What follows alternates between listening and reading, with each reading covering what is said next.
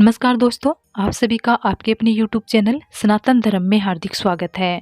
दोस्तों, महादेव को प्रसन्न करने के लिए सोमवार के अलावा प्रदोष व्रत और मासिक शिवरात्रि का व्रत बहुत अधिक महत्वपूर्ण माना जाता है। प्रदोष व्रत हर महीने के कृष्ण पक्ष और शुक्ल पक्ष की त्रयोदशी तिथि को रखा जाता है। प्रदोष व्रत के प्रभाव से वैवाहिक जीवन में सुख शांति, संतान प्राप्ति, धन लाभ तथा शारीरिक कष्टों, मानसिक तथा भौतिक कष्टों से यानी कि जीवन के सभी प्रकार के कष्टों से छुटकारा मिलता है। यदि जीवन में बहुत ही बुरा समय चल रहा है तो प्रदोष व्रत को अवश्य धारण करना चाहिए। बैसाख का पहला प्रदोष व्रत 17 अप्रैल को रखा जाएगा।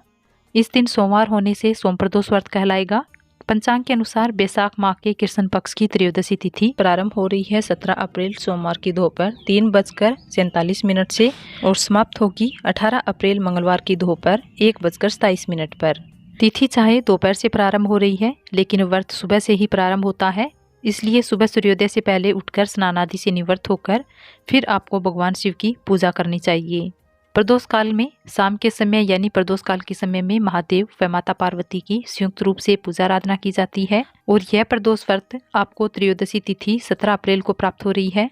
बैसाख माह के पहले प्रदोष व्रत में जो पूजा का शुभ मुहूर्त होगा 17 अप्रैल को शाम 6:48 से लेकर रात्रि के 9:01 तक भगवान महादेव की पूजा का शुभ मुहूर्त रहेगा। मान्यता है कि प्रदोष काल में जो महादेव की पूजा करता है उसके समस्त प्रकार के कष्ट महादेव हर लेते हैं। शाम के समय शिवलिंग का जलाभिषेक करना शुभ माना जाता है। इस दिन ब्रह्म और इंद्र योग का संयोग भी बन रहा है। बैसाख माह के सोम प्रदोष व्रत में 17 अप्रैल को सुबह 12:13 से रात 9:07 तक ब्रह्म योग रहेगा और इंद्र योग 17 अप्रैल को रात 9:07 से लेकर अगले दिन यानी 18 अप्रैल को शाम 6:13 तक रहेगा। पंचांग के अनुसार इस बार बैसाख मास के सोम प्रदोष व्रत में पंचंग का विषय रहेगा। पंचंग 15 अप्रैल को शाम 6:44 से लेकर 19 अप्रैल को रात 11:53 पर खत्म होगा। पंचंग को पंचांग के अनुसार अशुभ माना गया है। इसमें कई कार्य करने वर्जित माने जाते हैं, लेकिन शिव पूजा में पंचंग का कोई असर नहीं होगा। तो जो आप व्रत उपाय इत्यादि करना चाहते हैं वो कर सकते हैं।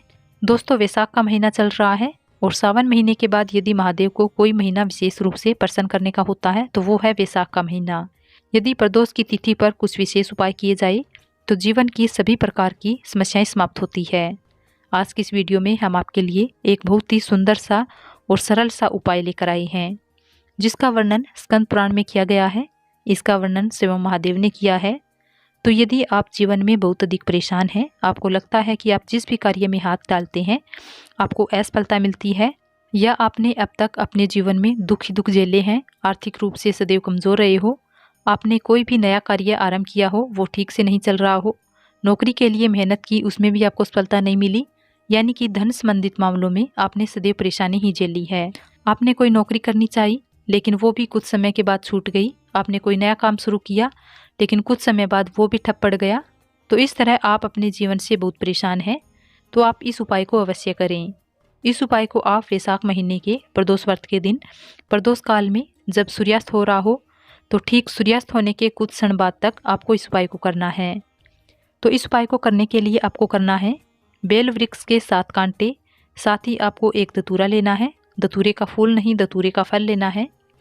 इसके बाद प्रदोष के दिन प्रदोष काल में अगर आप व्रत करते हैं तो भी आप इस उपाय को कर सकते हैं। व्रत नहीं करते हैं तो शुद्ध सात्विक भोजन लेने के बाद प्रदोष काल में इस उपाय को किया जा सकता है।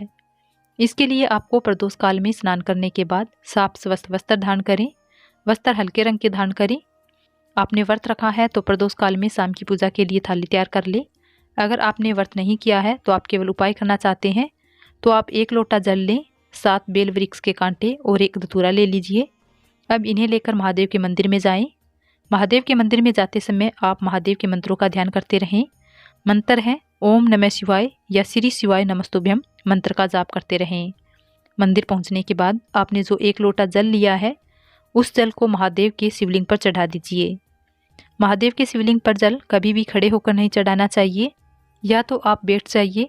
आपका मुख उत्तर दिशा की तरफ होना चाहिए, दक्षिण दिशा की तरफ आपकी पीठ होनी चाहिए।